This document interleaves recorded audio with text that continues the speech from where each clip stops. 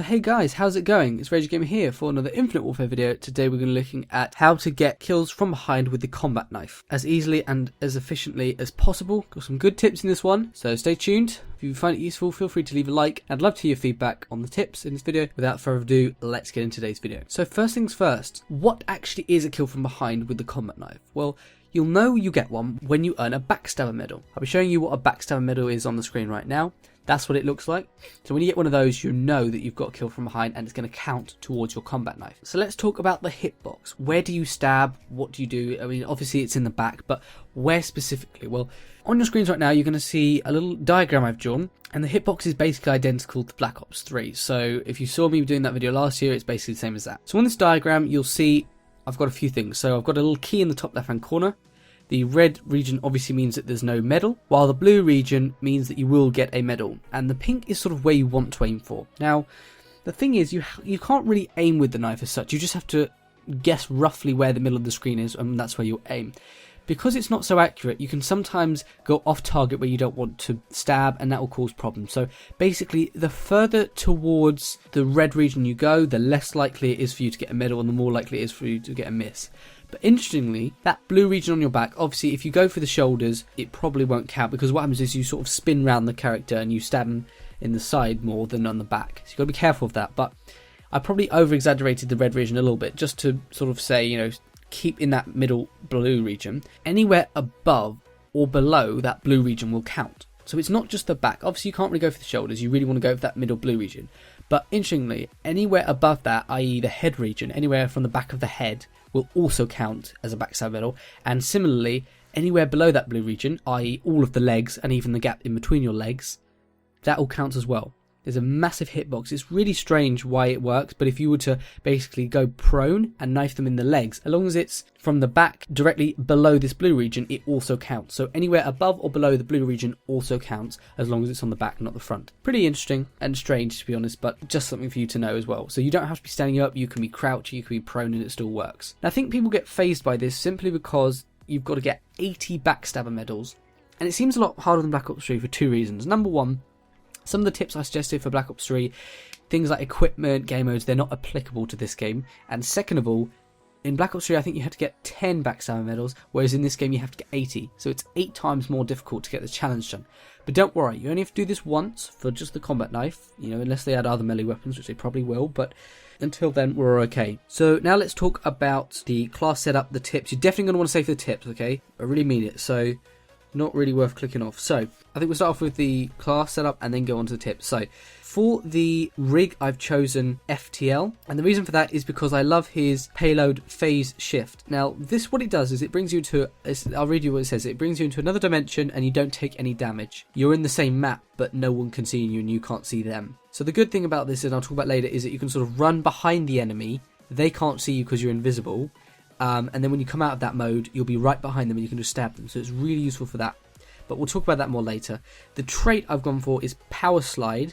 And what that means is you can have like a further increased slide. And I find that a lot of these medals with the combat knife, it's easier if you sort of slide towards them, like do a little boost slide into them and then knife. So that's quite useful. So that's what power slide's for. If you don't like that, you can also go for perception, which is where your HUD, your screen, goes yellow when there's someone looking at you, like from the side or behind, where you can't see them on your screen. So that's quite useful, so you can quickly get out of the way, because you're quite vulnerable with the combat knife. I think one of the problems you'll find is that A, you've got to stab them in the back, which is difficult enough as it is, because often if you could, you'll mostly stab them in the front, and B, you've got a very short distance, so you can't shoot them can't shoot them at all, actually.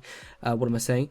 And you have to be very close to them to kill them, whereas they can be much further away and kill you. So that's the issue. Perception's going to be good to get out of the way, and power slides also, you can get them closer quicker, so that's good. Now in terms of class setup, I've obviously left the primary, I've gone straight for the secondary, which is obviously the combat knife. Then I've chosen the tactical, and you've got two choices. You can either go for the blackout grenade, or you can go for the cryo mine. The blackout grenade is going to stun you, you're going to be able to not see or hear properly. The cryo mine, it's more difficult to chuck, but you'll slow them down. So the reason why I like the blackout grenade is because they can't see what they're doing. You can come up to them and knife them from behind without them properly seeing. It probably lasts for maybe a second, somewhere between 1 and 2 seconds, but it's very useful, and we'll talk more about that later. So That's what I've gone for. For perk 1, I've gone for Overclock. This basically means that you earn that phase shift payload faster. You probably earn it at least 5 or 6 times in a match, depending on what game mode it is. So it's very useful. The more phase shifts you have, the more likely you are to get a combat knife backstabber medal. So that's good. And in perk 2, I've gone for Tracker. It means you can see enemy footsteps, because if you can see where they're running, you can follow them and hopefully get a backstab medal. It's exactly what you want, and that's why Tracker's so useful. And similarly, Momentum. It's just for running up to enemies, getting close to them quicker. It increases your movement speed. So that's really all it is.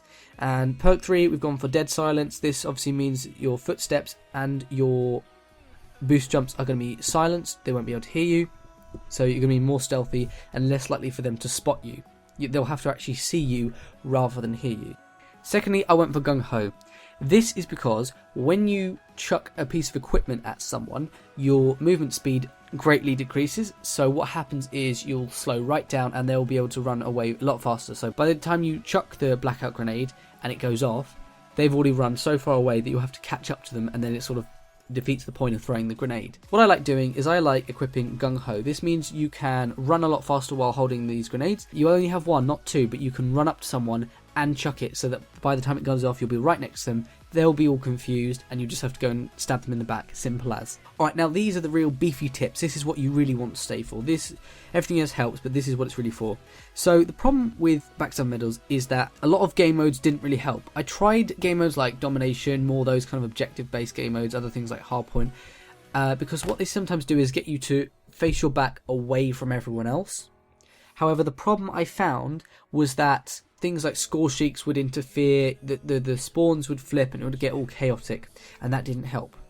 Free for all doesn't really help either, because people are coming towards you rather than facing away from you, so it's much more likely you're going to get kills from the front or the side than from the back, so it's not very helpful on that front. Although one thing I do like doing for free for all, if you are going to play free for all, is hiding behind a doorway where there's lots of traffic, lots of people coming through, hiding behind that, and as soon as they run past, stab in the back. So then I thought, what about if I tried to get into the enemy spawn? That would be a good way of actually getting behind them, and therefore lots more backstab medals.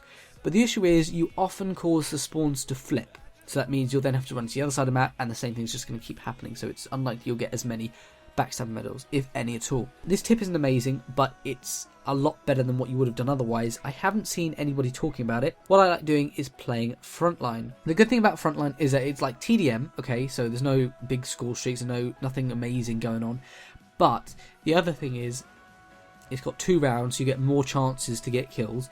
However, the main point of playing this game mode is that the spawns never flip. You always keep with your spawn in the first round, and then the spawns flip in the second round, but the spawns don't change after that.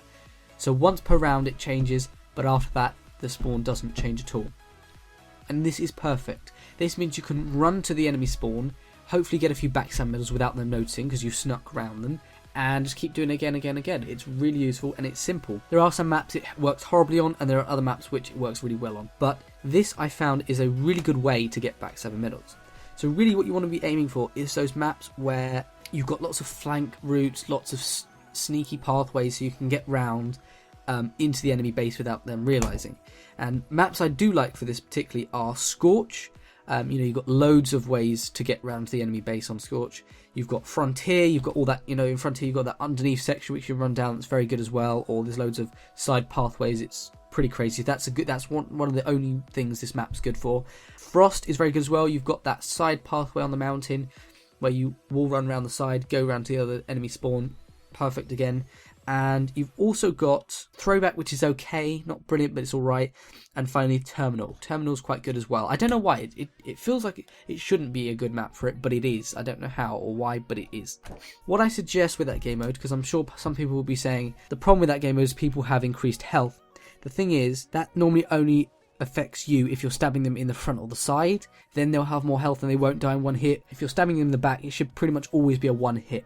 There were a few occasions where that didn't happen. I don't know if I have to put it down to something else they were using where it protects their back, or whether it's just they'd just spawned or something and they were protected. But that shield, that extra health goes very quickly, and so it won't last, and so it's very unlikely that you're going to come across many people where they've got that extra health. So it's more of a bonus than a hindrance. You really just want to be using that phase shift all the time, so you want to be on front line, you want to sneak round to the enemy spawn, You want to use that phase shift where needed. If you don't need it, then save it up for somewhere else.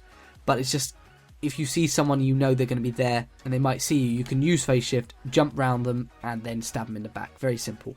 Now, the problem with phase shift is that sometimes what will happen is that the enemies will either die, they will have moved away, and you won't be able to see them because they can't see you and you can't see them. It's just one of the things of that trait, of that payload. So what you'll have to do is take note. If you see any guns dropping on the floor, you can sometimes see that, and what that means is that someone's died. And also, though you're invisible, you can still knock into enemies. So if you running in this sort of invisible barrier, it's probably because there's an enemy standing there and they can't see you and you can't see them. So that means you'll need to go behind them and stab them in the back. I think those are all the tips. It's sort of one of those challenges where it's quite difficult to start off with, but the more you get used to it, the easier it gets, and it gets much easier as time goes on. There'll be some maps and matches where you'll get loads and other ones where you don't get very many at all, but just stick with it and you'll do well. You only have to do it once at the moment, so that's good. Hope you found these tips useful. If you did, feel free to leave a like, and I'd love to hear your thoughts on it. But thanks guys for watching. Hope you have a good Christmas, and I'll see you guys on the next video.